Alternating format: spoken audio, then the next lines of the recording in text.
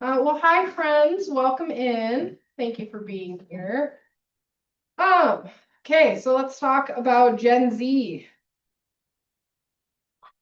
We'll talk today about some of Gen Z's political motivators, what gets them active. We'll talk about some of their top issues, where our Green Party values overlap, and then how to reach Gen Z and a little bit of messaging.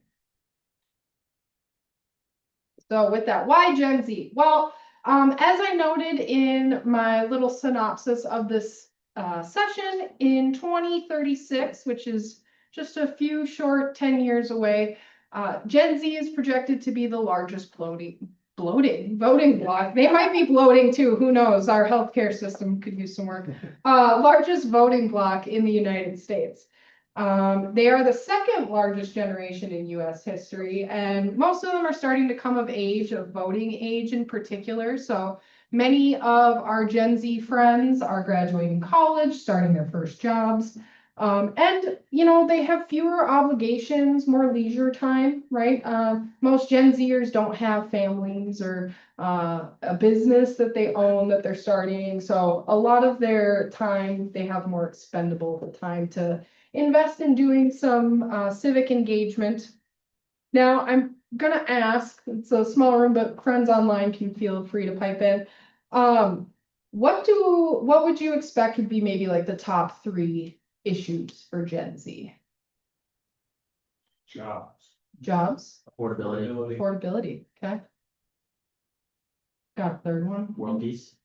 World peace. Ooh, that's an interesting one. Okay, I like it. Actually, I wasn't expecting us to talk about jobs and affordability, but it does turn out that economic concerns are the number one concern for Gen Z. Before we get there, though, what motivates them? So just having values isn't the same thing as showing up and voting, right? It's not the same thing as canvassing for a candidate. It's not the same thing as donating to a campaign. And so when we're talking about motivating Gen Z, we really want to focus on mobilizing them.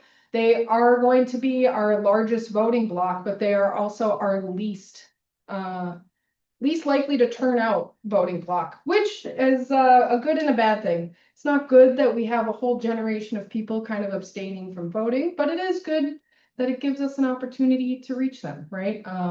We'll talk a little bit more about that as we go on. So, personal impact, what does that actually mean?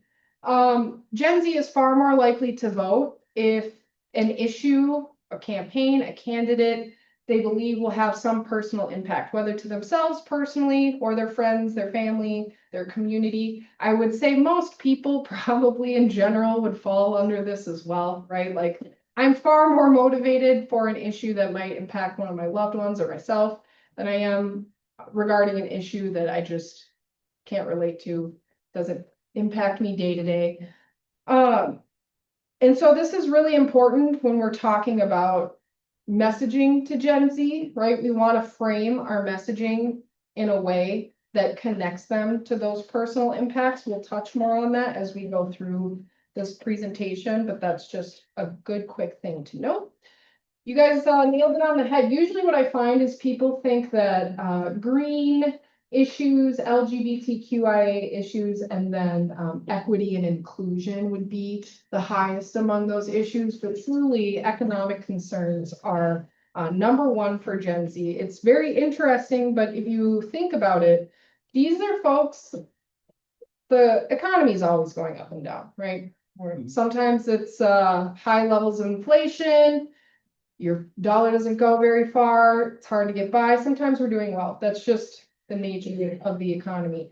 I would argue, though, that Gen Z has suffered through an immense amount of economic turmoil, really high levels, kind of scary, life-threatening levels of economic turmoil in their lifetime, particularly in their formative years. If you think of someone who was born in 1997, they would have been around 11 years old during the housing crisis. That's a very formative age for most people. I was about 10 or 11 when 9/11 happened, and that had a big impact on me. So economic concerns are number one.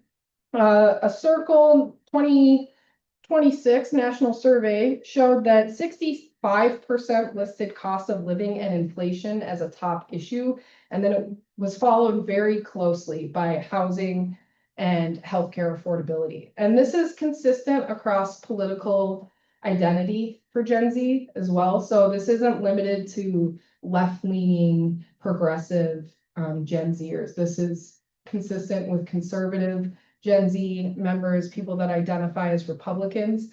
In 2025, Harvard Youth poll revealed that Gen Z had a significant decline in optimism regarding future prosperity. We'll talk about hope when we get to messaging, but that is so important. I think that particular call out, declining optimism. So not even just are they feeling the impacts of economic turmoil, but they're also feeling less confident that things will get better. And when people feel like things aren't going to get better, they're less likely to turn out, right? If I feel like regardless of what I do, it's not going to make an impact, well, why bother in the first place? So we need to give them some hope, and really economic concerns are going to be huge here for them. Climate change. Climate change is a bit of an obvious one. Very, very big for Gen Z. I think obviously as a Green Party, this is an issue that we can speak to very cogently. I don't think I have notes on that. That's pretty straightforward, right? Inclusion and fairness. So that is a concern for Gen Z. Gen Z is the most diverse generation that we have had in America, both ethnically, regardless of whatever type of equity and inclusion factor you're looking at, whether that's sexuality, gender identity, all of that, very, very diverse individuals. And they want to be represented. So they don't want to just see the standard, old talking head telling them about some issue somewhere. They want to hear from familiar faces or people they perceive as familiar faces. And it should also be called out that fairness is incredibly important. A lot of Gen Z will, when subconsciously, we're never like really consciously asking ourselves these questions, but a lot of the questioning Gen Z will have about policy is this fair? Is this equitable? Does this provide consistent opportunities for people? Authenticity is huge. So as I noted, Gen Z is not going to be as motivated by your standard news, silver-haired man in a suit telling them about, XYZ policy. They want to feel like it's authentic messaging. They want to feel like it's coming from people who understand that. And so avoiding overly polished campaigning is really important to reaching Gen Z. So top issues for them. So that's kind of what motivates them. I should note about the climate and sustainability. One reason Gen Z really cares about climate and sustainability is that they are expected to live through its impacts. So we're starting to see a rise in natural disasters, in temperature. I'm from Minneapolis and it's going to be 103. I probably do still smell like smoke. It wasn't me. I didn't set a fire in my hotel room at all, I assure you. Right, but so they're starting to see this come to fruition. They're going to live through it. And so this is one reason it's a huge issue for them. I had a slide there. Economic fairness, again, it's just harder to get by. Representation and inclusion, again, most diverse generation in our history. And then grassroots democracy. So one thing that was very interesting was 43% of Gen Z does not have a political affiliation. So they don't identify as Republican, they don't identify as Democrat. They're very issues based. So I care about this thing, I care about that thing, and how are you going to vote on that? So that can be tricky, right? Because you might have someone who is really passionate about like future focus and sustainability, but they don't care at all about, I don't know, what's another one of our DEI. You're right. So there might be another issue that we take a stance on that they're very opposed to. And that can make reaching Gen Z a little complicated, but overall, I think our values do align with Gen Z.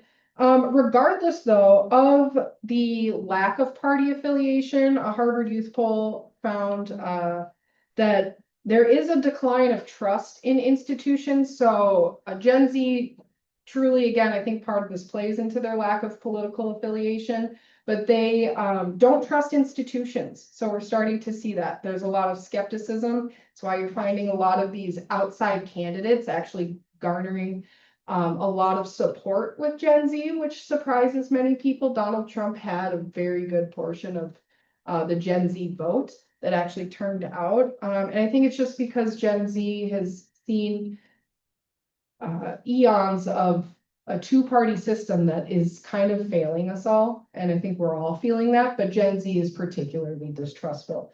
Despite that, though, that 2026 Circle survey did find that even though there is a distrust in institutions and political parties, Gen Z is politically active. In that survey, they found 89% are willing to vote, though they don't necessarily turn out, they are willing. I think that's also interesting, though, is it not? Willing to vote, but many of them sit out. And why is that? Because we're not finding candidates for them that they resonate with, right? We're not finding candidates that speak to them authentically. And so Gen Z is willing to say, hey, if you're not my candidate, if you're not my representative, I'm just not going to show up and vote. And so knowing that, again, we can leverage that. That also means that they're not going to vote for the other guy, right? And I think they're not voting for those other guys because they're not speaking to their values. 88% discuss issues with friends, 79% sign petitions. That's really important for what, my friends? Ballot access. So if you have 79% that are willing to sign a petition, leverage that. And then 57% willing to boycott or protest. And then there was a separate United Way survey that was their willingness and things they were willing to do. A United Way survey actually surveyed youth and to try to see like what level of political engagement does Gen Z actually engage in. And it actually mirrors this data pretty closely, other than the voter turnout, of course. And so because of this, Gen Z wants tangible results. They don't want to show up to something, they don't want to vote, they don't want to volunteer, do a tabling if they don't feel like it's going to make an impact. And so we need to make sure that all of the engagement we do with Gen Z, whether that's recruiting volunteers to do canvassing for a campaign, whether that's, you know, what have you, that we are really focused on informing them of why we're doing what we're doing. I think Gen Z is a generation that asks why more than previous generations did. They want to feel like there's a purpose behind what they're doing. They don't want to just aimlessly do what we've always done because that's how it's done. And so we really need to connect the end goal of our work with Gen Z. So here are our beautiful values, Green Party, 10 key values. So we've got grassroots democracy, social justice and equal opportunity, ecological wisdom, nonviolence, decentralization, community-based economics, feminism and gender equity, respect for diversity, personal and global responsibility, and future focus and sustainability. So where do our values overlap? Obviously, I think if we look at this makes sense. There's only two of our values that really don't resonate with Gen Z as a whole. Of course, you have conservative pockets in the country. You know, the Utah Mormons are probably not going to be voting green anytime soon, but who knows? But really, two of our key values are not super high motivators for Gen Z, and that is nonviolence and decentralization. I think a lot of people are surprised to find that out because you think nonviolence and you think, well, school shootings, gun control. You know, of course, Gen Z cares about that. What we find, though, is actually Gen Z is a lot less concerned with foreign affairs. So when we talk about nonviolence, we're not just talking about nonviolence domestically, right? Because we do have foreign policy. And so that's sometimes where we lose Gen Z is on some of that foreign intervention policy. I find that surprising too. And then decentralization, it's not that Gen Z is opposed to decentralization as a concept. It's just, it's not something they're gonna really get out there and support a Green Party candidate for. How is that different than grassroots democracy? Grassroots democracy. So to me, I mean, I guess, again, it depends on how your party is defining and what have you, these two. For me personally, grassroots democracy looks like making decisions collaboratively at a local level, and decentralization looks like, I might be speaking out of turn, other people might interpret this different, but I think decentralizing our institutions a little bit, like our federal institutions, but again, that's a good question. So, and that's a question that Gen Z could ask too. Like, oh, here's your pamphlet with your 10 key values. What's the difference here? Right. So definitions are good, and I will brush up on mine for sure after this. I love that. Okay, so again, weaker Green Party values for Gen Z, decentralization and nonviolence. Again, I've put a military picture there because it's not the concept of nonviolence or gun control, it's more foreign affairs and intervention. Yeah, What do we mean by like the not the foreign affairs part, or like take the Iran crap right now, or they don't care? They would rather see us in there doing that? Well, what does that mean? well, I think, Hey, hang on a second. oh, do we have an answer from the back? No, I don't have an answer. That's your job. However, when you're gonna take questions from the audience, if you could repeat the question. Sure. It might not make it into the microphone. Okay, we love that. Good shout. So the question was that if Gen Z isn't really mobilized by nonviolence, what does that specifically, especially with the foreign affairs, what does that specifically mean? Does that mean, you know, they don't care at all about what's happening in, say, Iran? Or, you know, are they opposed to it? Do they support it? Well, that's the trick. This is one where Gen Z polls very widely on this issue. So you have some sectors of Gen Z that are very big supporters of Israel. And then you have other segments of Gen Z that are very pro-Palestine. And so this is kind of where that comes in. I think a lot of this too, and we're seeing this across the board, not just with our wonderful Gen Z folks. But I think a lot of Americans are tired of foreign intervention as a concept. We're a little more isolationist right now. I think this isn't isolated to Gen Z. I think it's just a starker contrast to some of their other policy issues that they would align with, if that makes sense. A little bit, yeah. Okay, I don't exactly know what decentralization would look like. So maybe that's kind of just a disconnect. yeah. Gen Z doesn't know what that means. Right, and it could be, again, this is a Green Party value, so I think this is an area where, how are we defining it? Because even as members, like, I'm not defining this well, and I'm sure I probably butchered it. So that's not a good thing when your own party members who are engaged can't really cogently describe some of these items, but I think decentralization is just a fuzzy one that we don't focus on a lot as a party, so a lot of us are like, what's that? Well, mean? it's a, Look like? Probably. okay, it's, there's this political compass that we're supposed to go by when it comes to trying to describe some of these isms. And the Green Party is definitely down in the libertarian scale of social versus libertarianism.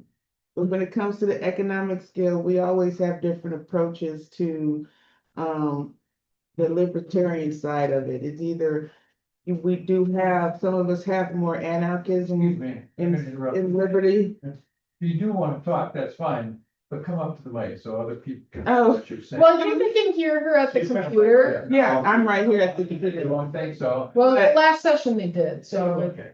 All right.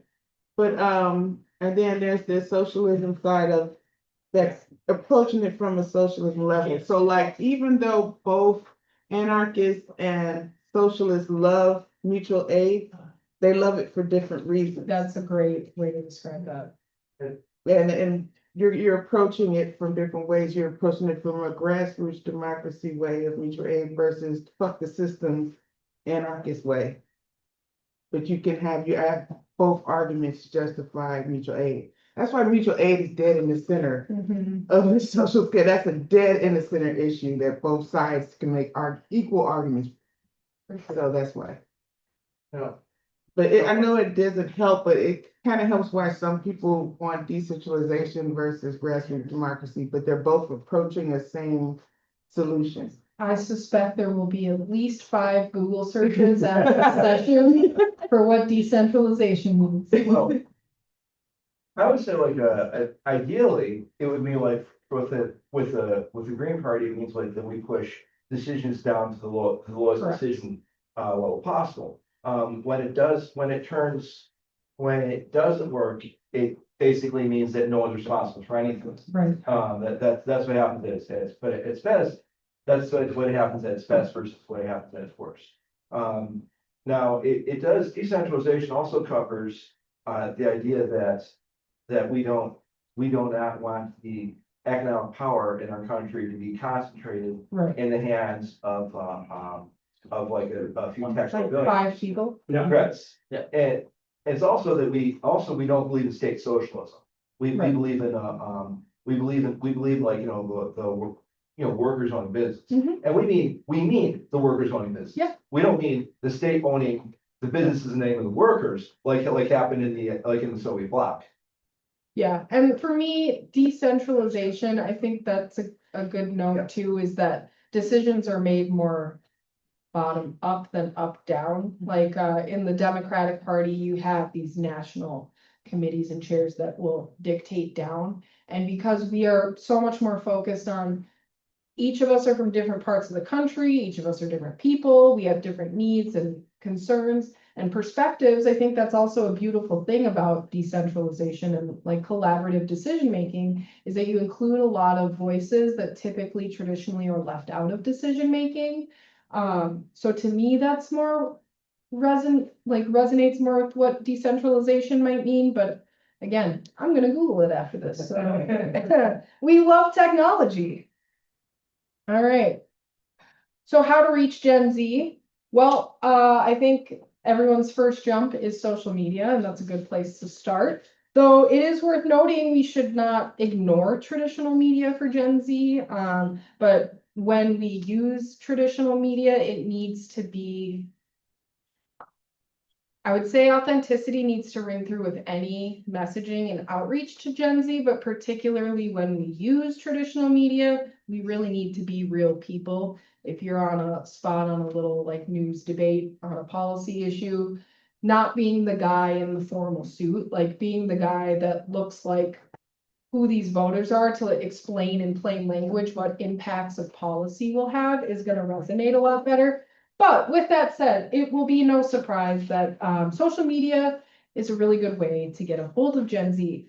Gen Z is very interpersonal. They actually receive most of their political information from friends, family, social media, different posts shared online. Whereas I don't know how many of you used to have to like go to your newspaper and open up the politics section to kind of become abreast, that's right, on what the issues of the day are. But no, now Gen Z actually receives information. They're not actively looking for it.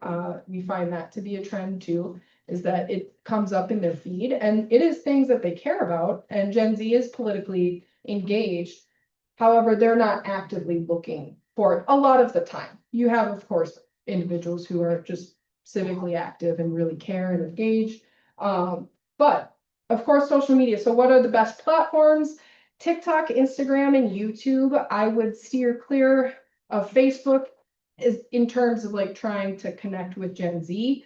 But Facebook is still, of course, a great tool. It's just not going to be how we reach our lovely young friends. So what type of content works well? Well, short form video content is going to be king. So we're talking under a minute and a half, generally 30 seconds to 90 seconds. And types of content you might want to post might be really quick snippets like, here's why your rent keeps increasing. 3 things or impacts of a proposed piece of legislation, like highlighting your opposition candidate's voting record. You know, if you're just highlighting like, here's how so-and-so candidate voted on climate issues, and then you show them like all their crummy voting history that like is not keeping our water clean, right? But you just make these quick snippets. They're very shareable. Now this does a really good job. I don't know if any of you follow them. Now this. Now this, Now this. now that And TikTok now that. TikTok, Instagram, YouTube, it's everywhere, but it's a great creator as far as gaining inspiration for types of posts to create for Gen Z because they're so shareable. It's quick, brief snippets of information. But Is it now this impact? it might be. Yes, that's it. They're just little corner thing just says now this, but yeah, it might be them. But that's a phenomenal page. Again, it doesn't really matter about like what specifically they're saying, more of like templating it. And that's something I would echo across like social media posts. Find the accounts that are doing well and then comb through them and see what exactly type of format are they posting. That's a really good way to get 1, content ideas. 2, it's a really good way to see what's trending, what's moving forward. Oops, we moved way too fast. And then another thing I would say about that is that I don't know if you've heard of comment farming. If you have not heard of comment farming, how it works, you go to a big page, you click on one of the posts that they make. Oh, there's all these comments below. You find a handful of them that people have organically posted, and you just write a reply like, yes, we so agree. Or like, that's such a huge issue. That's why this candidate kicks butt, right? And then it starts, that's a really, really positive thing because not only does that feel more organic and authentic and like a person is talking to me or replying to me, engaging with my thoughts and ideas, but also the algorithms love that. If you want your social media account to go up, you need to comment mine is what the term is, because the all of these social media companies want you on their app and they want you to stay on their app and they want you to engage on their app. So the more you do that, it's very beneficial, but it's also good, just a good practice if you have a social media manager to just see what kind of content is trending. Personal stories do really well. Again, Gen Z wants to feel like it's authentic messaging. They don't want talking heads. They don't want the formal suits. They want a young person their age that knows their struggle, that looks like them, that sounds like them, and is speaking in their own language, not in a script, not, these bullet points. They just want to hear from someone else's perspective that gets them. So some types of personal stories that might be effective just to get our messaging across. A young minimum wage earner sharing their struggle to pay bills, a disabled veteran venting about VA processing times, a farmer discussing tariff impacts, right? I don't know if any of you saw those videos last year during kind of the height of the tariffs, but all of those I'm from Minnesota, so I saw a lot of those posts of farmers being like, I voted for Trump and now I can't sell half of my soybeans because of these tariffs. That's so much more effective than me in my business outfit trying to talk to farmers and say, hey, these tariffs are doing this for your business, right? Like they're going to look at me and go, okay, lady, go back to the city and buy a $10 latte, and so we really want these personal stories. And the beauty of personal stories is it doesn't need to be organic content you create. If it's something that resonates with your state chapter, you can share someone else's post, right? And then that counts as a post on your profile that, again, the algorithm likes when you're engaging and it likes when you're posting lots of content and it gives you kind of that filler. So if you have a lean week where you don't have a lot of social media content, or maybe it's a gap in a legislative session, so there's not really a lot to talk about, sharing those personal stories over again, and then maybe having like on TikTok, you can basically kind of like reply to someone's post, so they'll make a video and you can stitch it And then after their video is done, yours is side by side with it and like playing as the response to their video. You can do those are fabulous. I do encourage if you're going to share someone else's content though, to ask permission. It's not a rule, but I do think it's a kind thing to do if I'm posting something. I don't want Republicans sharing it as a bastion of like, this is their messaging, right? I don't know what I would post that they would snag from me, but, so I do think it is a good thing to ask questions. Behind the scenes content is kind of fun. Again, these can be filler, content, like a day with the candidate. So if you have a young, energetic candidate and they're doing like a lot of events over a weekend or something, like maybe there's a community parade and then you're doing some canvassing, just kind of following them around, doing a little montage of that. Or one that I really like, how many of you have ever done tabling?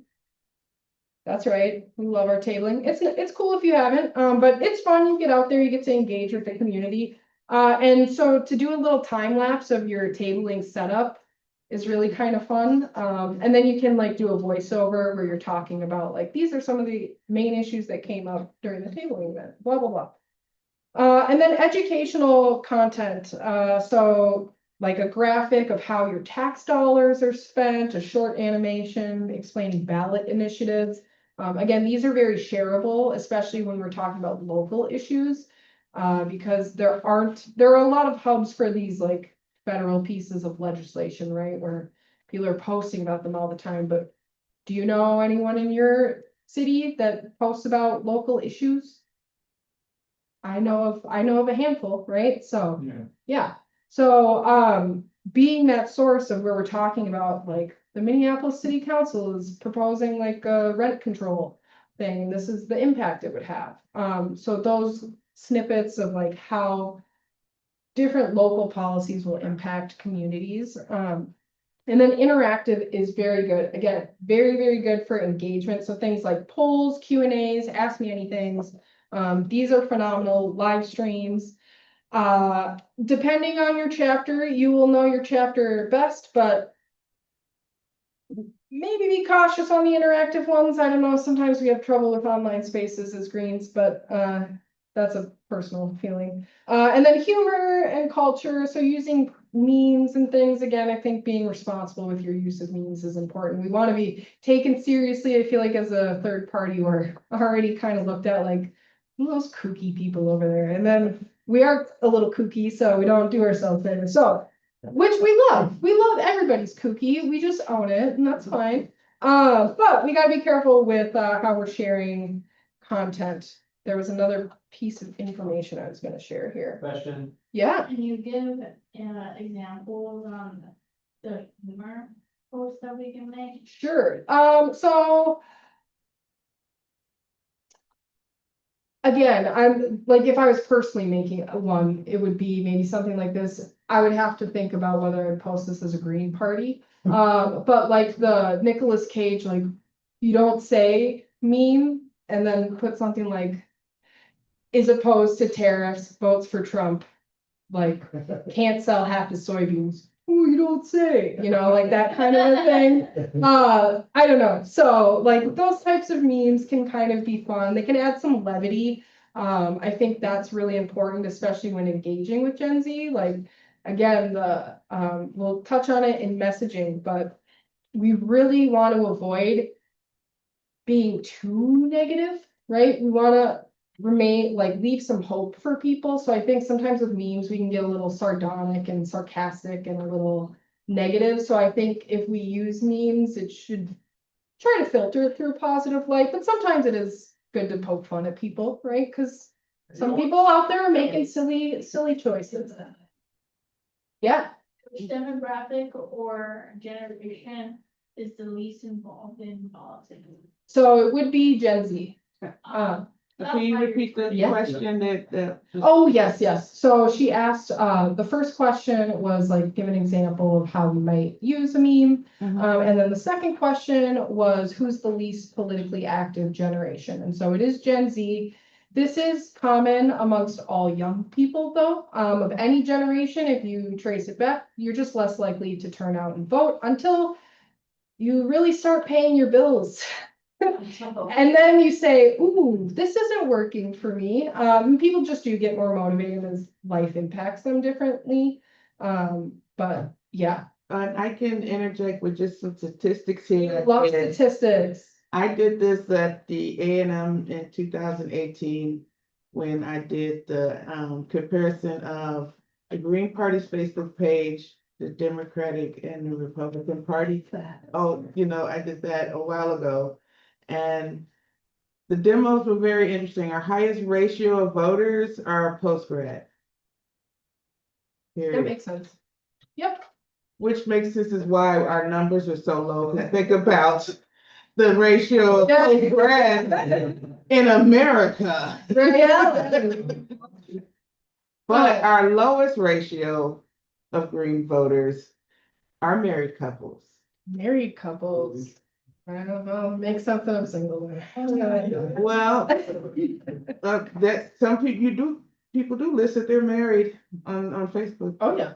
Lena, how do you know? How did you find that? Showing you can do a comparison, analytics comparison between our Mhm. Green Party page and the Democrats' Facebook page and the Republicans' Facebook page. You can compare your stats of your audiences. So, different social media Yeah. tools, and that's a great point.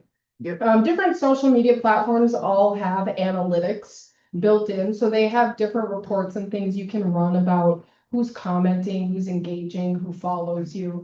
And so that's a phenomenal point, but, Gen Z isn't as active, but they will certainly become more and more active. It also doesn't help that Gen Z is like 14 years old to 27 years old, so they still haven't fully come of voting age yet as a generation. That may change as, they start to get older. Time is inevitable and marches against us all.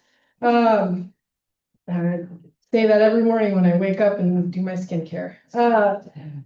So there's time, but that's why I think it's important that we start focusing as a voting group, because again, huge demographic there. Okay, messaging. So let's talk about what's effective and what's not. We'll start with what's ineffective first. Heavy reliance on party labels. So as we started the presentation, Gen Z is very issues oriented. They're not party oriented per se. So you are far less likely to engage them by saying like, green party this, green party that. It's a little more effective to be more covert, right? So we make these posts and then at the end, there's kind of like a green party logo that goes on like a black screen, right? Like as it closes out the post. That's going to be much more effective than starting like, I'm from the Green Party. Overly polished, scripted communication, again, get rid of it. Dense policy jargon, do not jargon people, don't legalese these folks, okay? Some of them are still in high school. We can't legalese them. And so just explain it like you would to your, 5-year-old neighbor. Not that they're not capable of understanding, but the quicker we can explain things, the more coherent, just like little snippets, so much better. Fear only messaging without offering solutions. Obama did a really great run in his first campaign. And what was his slogan? Change. Hope. Yeah. So hope, it's a huge motivator. That's why they selected it, actually. His campaign manager, if you want to study campaign management, by the way, him and Karl Rove are, even though I despise his politics, brilliant, really brilliant campaigners. And that was one of the main reasons they selected Hope. It was a time where we were all kind of feeling beaten up. Housing crisis just happened, so much uncertainty, people scared of the future, and they wanted to give a different vision, right? I actually have goosebumps right now. They wanted to provide a different vision, like, hey, it's tough right now. But if we work together, if we come together and put forward these policies, like, we'll get through it. I'm so much more likely to turn up for somebody that says that. I don't know about you all. And then one-way broadcasting does not work with Gen Z. They want to engage. They want to hear what you have to say, but then they want to say what they have to say, right? And they want more of a dialogue than just, I'm gonna talk at you and like I'm doing right now, right?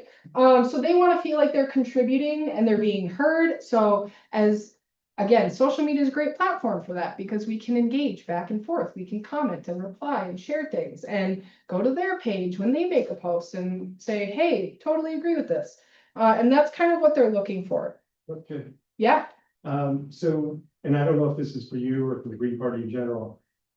So I'm running in a really conservative district. Ooh, Do I have to post that on Green Party? it depends on your race. Yeah, I'm racing against a Republican who's a 20-year incumbent. So Is it a very conservative.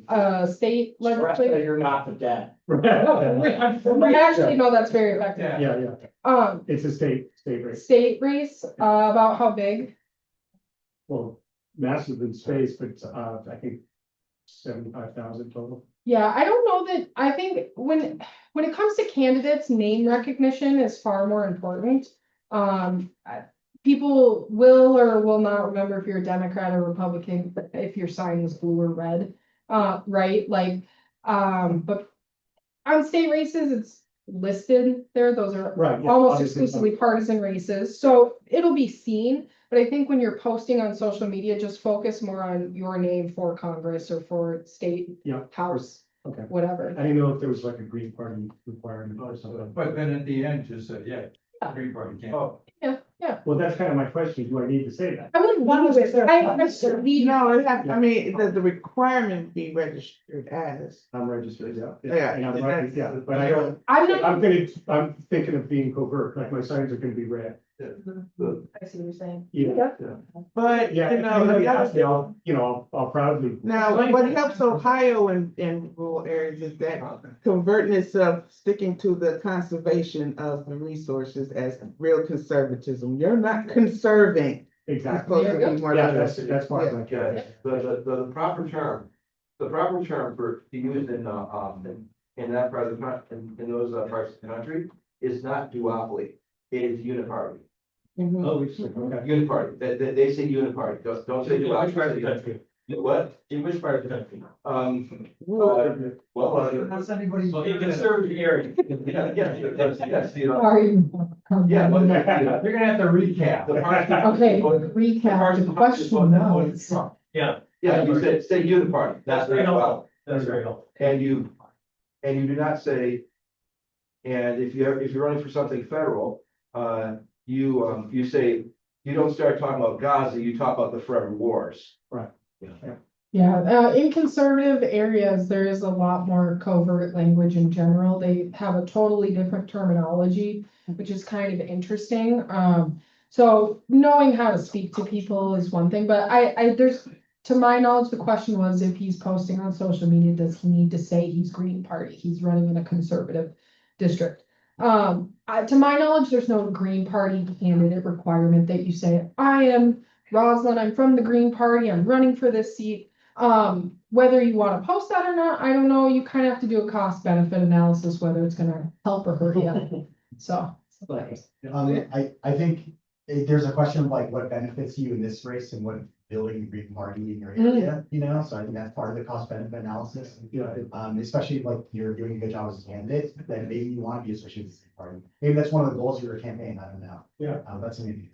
At the end of the day, though, since you're in Oregon, it will list green on the ballot because you guys have access. Exactly. So, and that's why I keep thinking, especially in that conservative area, if anything, party label comes up, it's just stress, I'm not a Dem.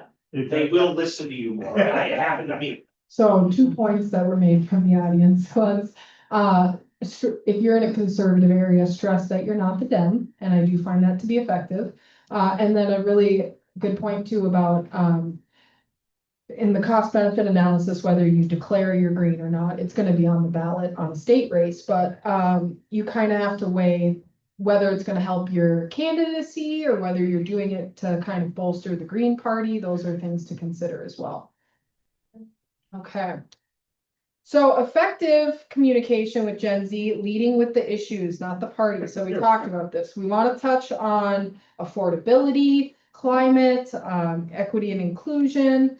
We want to show real people. Again, we don't want the talking heads. We want regular people making their own posts that's imperfect. It's not polished. It's not edited. They just want to see real people sharing from their perspective.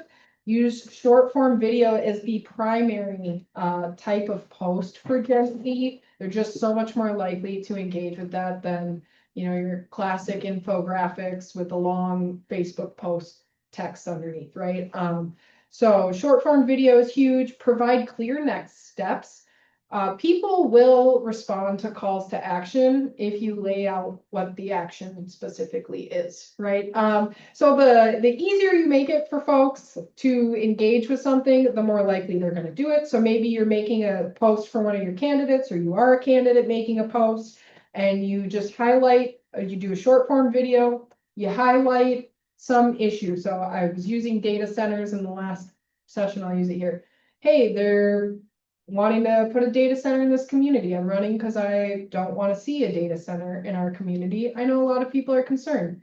Maybe 2 or 3 points about what the impact of that is, and then say like, top comment down below has more information if you want to get involved. And then in that comment, you put a link to your website, a donation page, right? Like things like that, but make it easy so they don't have to go out and look for it. They just, okay, I'll click down below on that link.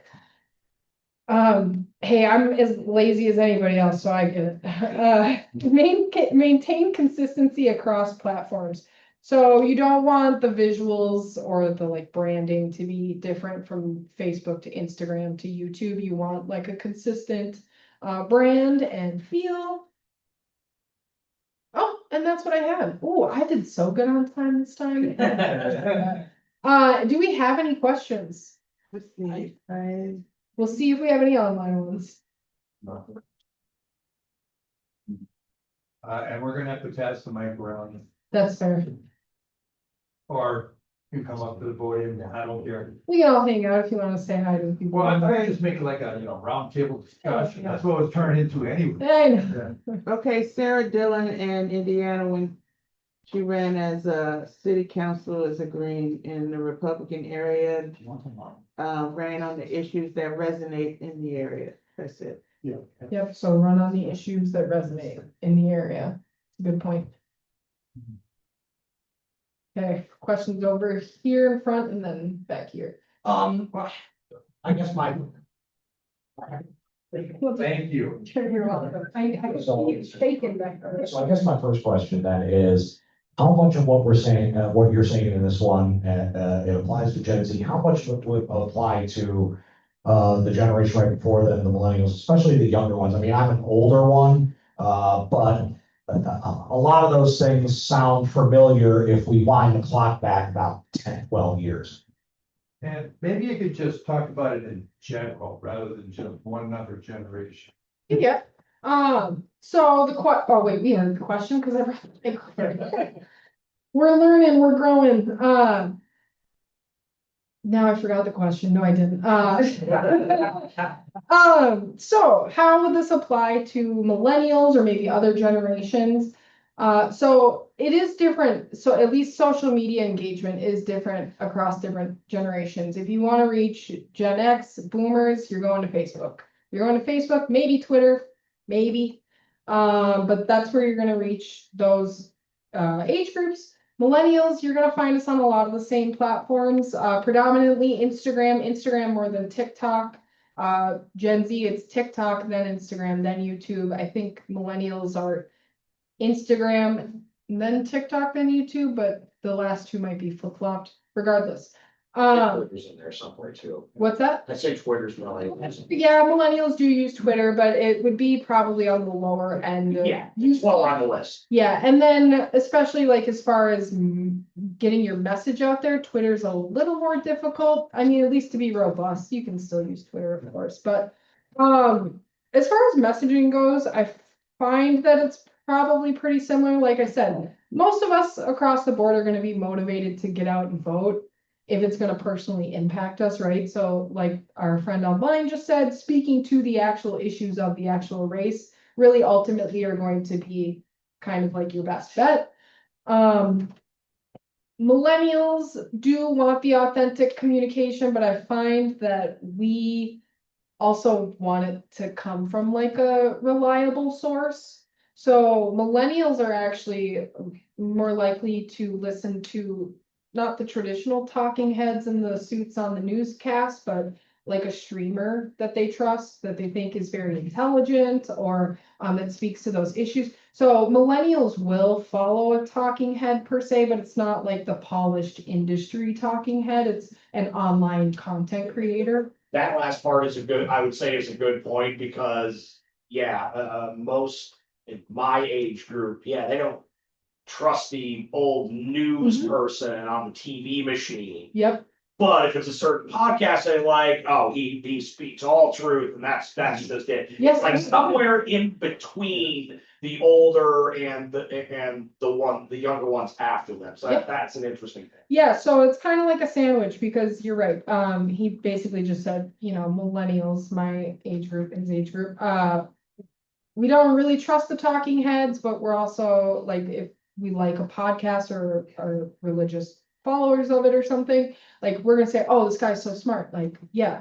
We're also not just gonna take anybody's word for it though, either, where Gen Z is going to take like personal stories and experiences a little more to heart than millennials will. So we're not just maybe going to be as motivated by that farmer making a video about how tariffs have destroyed him. That's not to say it wouldn't motivate millennials, but I find that content creators and podcasters and things like that are more effective platforms.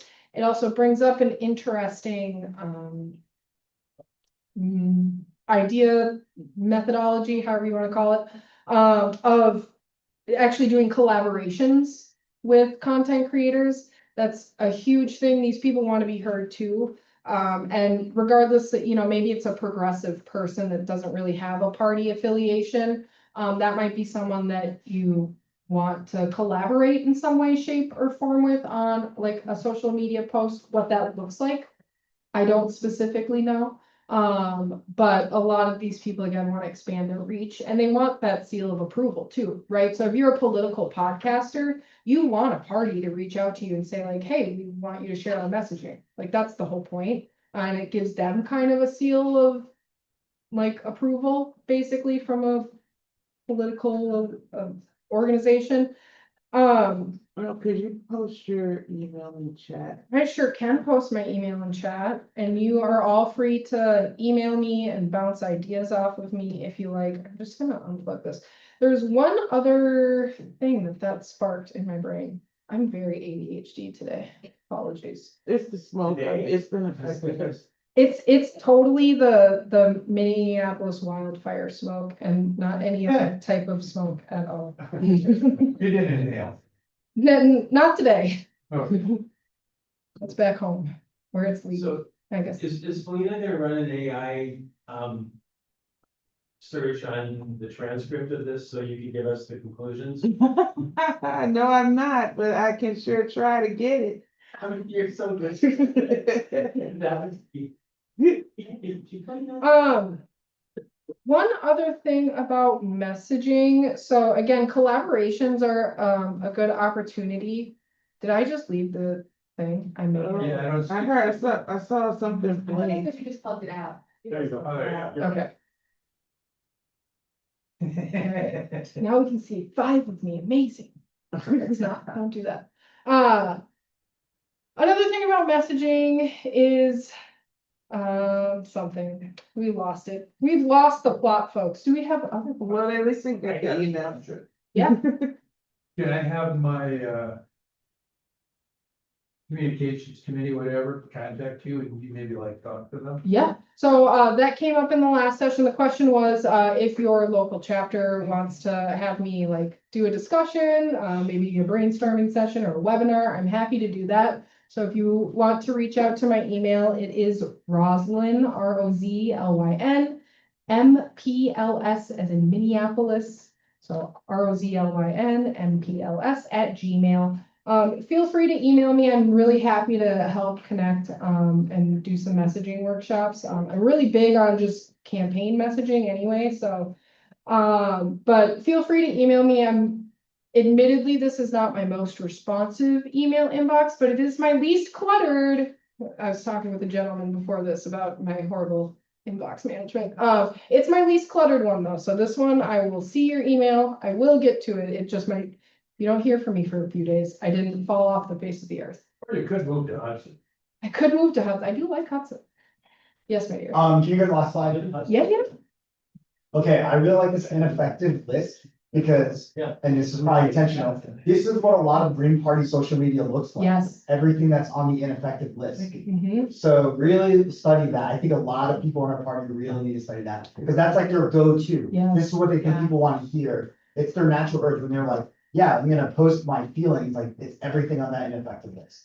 So the comment was the ineffective list is very, Short. it is short. There's not a lot of don't do's. Well, there are actually, but you know, for space purposes, we only listed a few. But he mentioned the ineffective list is very much resembles Green Party social media posts. I think that is probably is that we aren't very effective in our messaging, and I think a lot of that comes down to we are an outside party, so you get kind of different extremes on messaging within the party. You get some people that really, again, post all of their feelings and every thought with zero filter ever.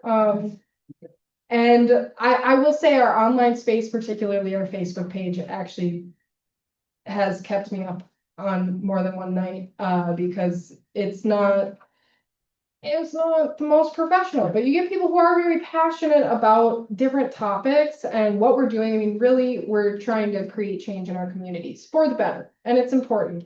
And so people sometimes post unfiltered, that's not good, but then you also get, I think, some people that overly polish their messaging because we as a third party don't have a lot of the same respect that the major parties have, right? And people think we're kind of kooky and strange. So you either get people acting kooky and strange online, or you get people to the other extreme. Both of them are kind of off-putting for the average person. Now, as Greens, we know our values, we know our party, but we always have to be mindful that like people that don't know us and actively don't like what we're doing are viewing this. So we need to always post with that in mind, that like we're not going to persuade everyone, but we also want to carry ourselves with a certain level of professionalism. Not to the point where we're a newscaster, of course, but a little more buttoned up on the social doesn't hurt. Yeah. So my question is, as we shift, Mhm. as you know, taking into consideration everything we say and Yeah. doing it, as we shift, then for candidates in particular, changing and moving that maybe towards the state party and the national parties, Instagrams instead, could we, considering what you were working with, you know, I don't want to say I'm Green Party, we don't want to focus on the party for candidates. Could the state party or like chapters and then the national chapters at them instead? Like, Oh yeah. we Should. you know, we do the ineffective thing that we need to highlight our candidates, and the national party knows it, and we don't put it on yours, we put it on that one and it's at you. Would you feel like that'd be okay? Oh yeah. So the question was like, being that we're kind of a little Covert. right? Where sometimes we want candidates or races where we're not like out there proclaiming like I'm green, like perhaps you're running in a very conservative district. And then we also don't have necessarily like the federal or state party sharing those out. And so the question was like, if the state party shares that out, would like you tag the candidate, or like is that effective? And I think it is for sure. And I think again, some of it comes down to resharing, right? Because it's not like if you're running as a candidate, you're afraid to say you're a green. Like if you're running on the ballot as a green, you're probably pretty okay being like, I'm part of the Green Party. But so it will be known. And I think there's nothing wrong with like the Green Party sharing that and then also tagging you, right? exactly. So I think that's super effective for sure. Yeah. And then it kind of doubles that reach, Exactly. you know? Yeah. So So first of all, I'm St. Louis Fire Class of 77. I've lived in good old SLP, the best city There you go. in Minnesota, There for you sure. go. That's our suburb of Minneapolis. We love. So state parties can appoint 3 members to each of our national committees. Yeah, We have a media committee. It would be very healthy, I'm serious, it would be very healthy if you were appointed to the media committee. It doesn't mean you have to do X number of things, but they have, I'm an advisor to it, so I'm not on the, whatever, I forgot what it's called. Groups, or one of the other things, not. Base camp. base, Where's the, no. nation building. It's traffic, let me use. Sure, okay. And everybody else, because I'm entitled to do what I want, and everybody else talks together about the postings. There's a lot of things that are cringeworthy, there Yeah. are some things that are great, and it would be helpful and healthy for you to be in those in terms of discussions, not Slack, it's something else. Oh, Signal. Signal. Was it? Signal. Not Signal, there's one more. Anyway, I'm aging myself, we're but. like- But I want to strongly suggest to you Sure. that you meet Gloria Matera here, okay, who is the media committee chair, and silly to have this, and do you know Fred Cayetano, who's on our national steering committee? I don't. He runs our Instagram page, Okay. for example. It would be, he does a good job. Yeah. But it would be very healthy for you to have that discussion, with both, and I'll try and connect you. The other thing is, what I do for us on our elections database is a lot of our yearly statistics. Ah, And we have a page that says how many young Greens between 18 and 29 have ever been elected. I've tracked that back in our history. yeah, Does anybody care of the people that you're talking about if we had social media content that's proved that Greens under 30 are getting elected? does What anybody would you care? do with that link? So the first question was more of a proposal, very flattered, Yes, the yes. social media committee proposal. The second question was about, oh my God, it's really bad today, guys. The ADHD is disabling me hard.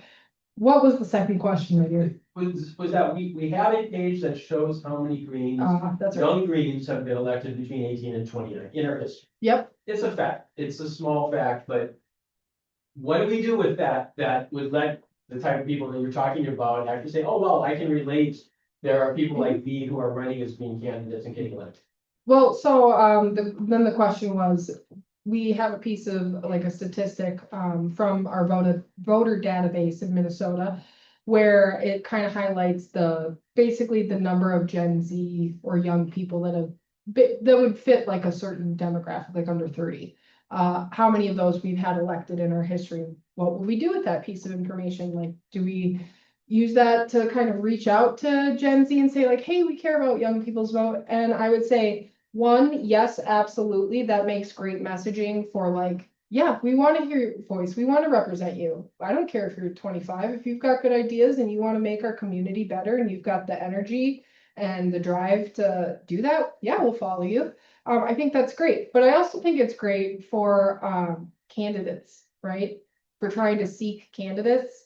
Young people are far more willing to run for election than they are to vote, I think. Because I think it's How do they get true. elected if they don't vote? Well, they'll vote for each other though. They'll vote for someone that resonates with them. And so I think that when we're looking for candidates, it's always a struggle, regardless of what state you're in.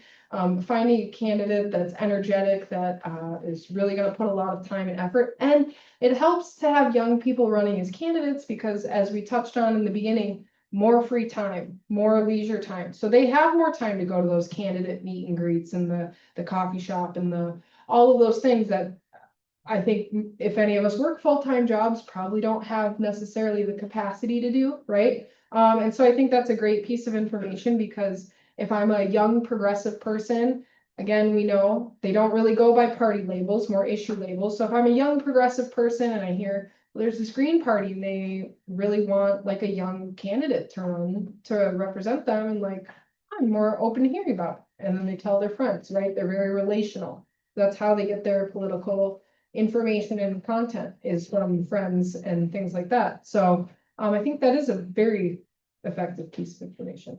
We got one last question back here. Messaging frequency.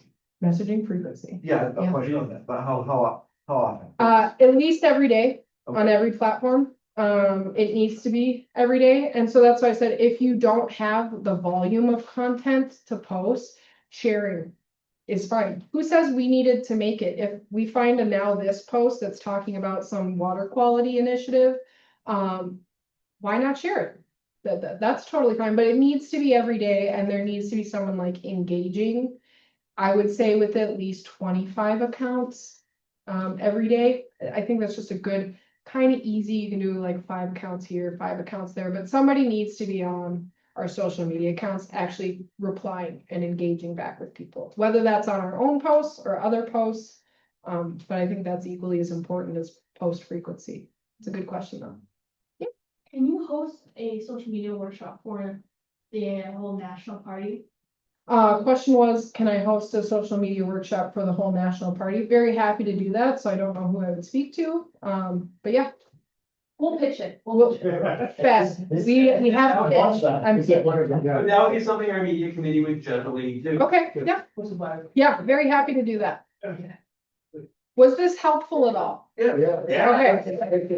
Well, thank you guys.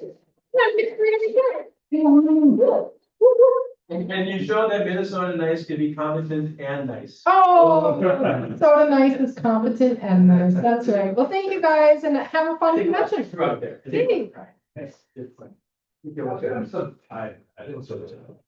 So when the drinking age was 18 in Minnesota, or in Wisconsin, in Boulder,